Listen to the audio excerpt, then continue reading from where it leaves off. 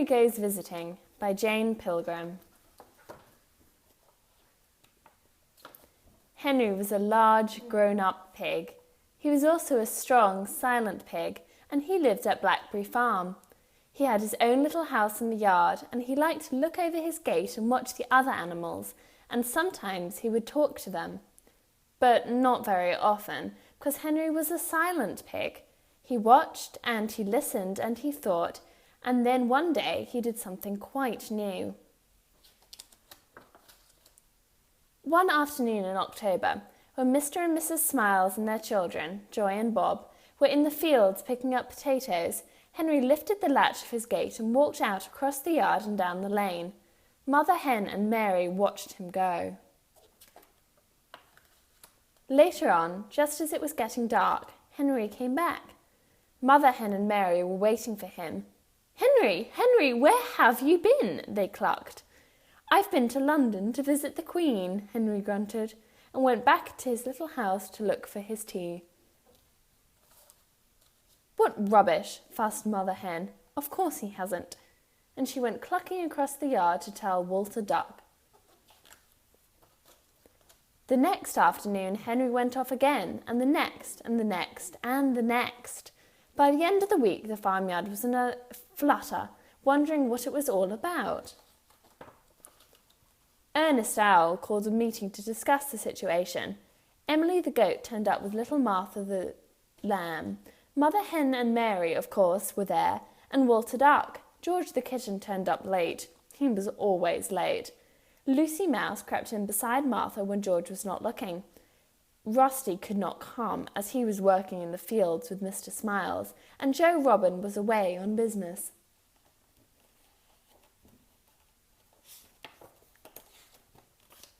They met in the yard and listened carefully while Ernest sat on an old bucket near the farm back door, and while he was speaking, Henry came trotting home again. "Hi, Henry," hooted Ernest. "Tell us where you've been."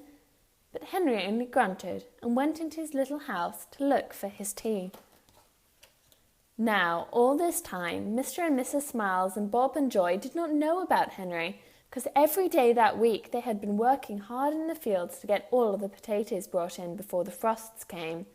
And Henry was always in his little house waiting for his tea when they came home in the evening.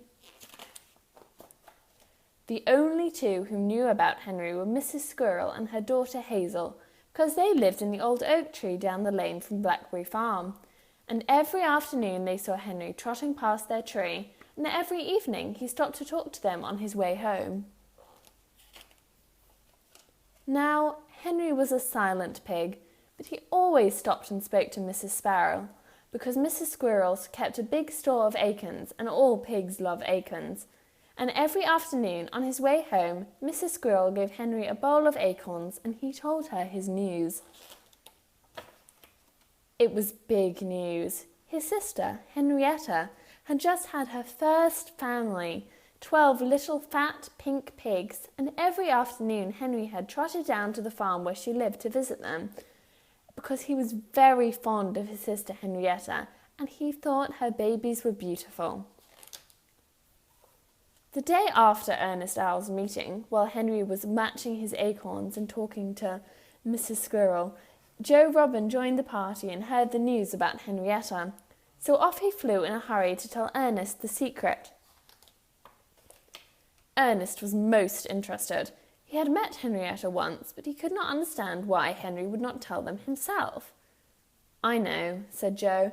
"Henrietta doesn't want everyone at the farm to go down and see her babies yet, and Henry agrees that it would be very awkward for her, because there isn't much room in her little house now. You ask him yourself."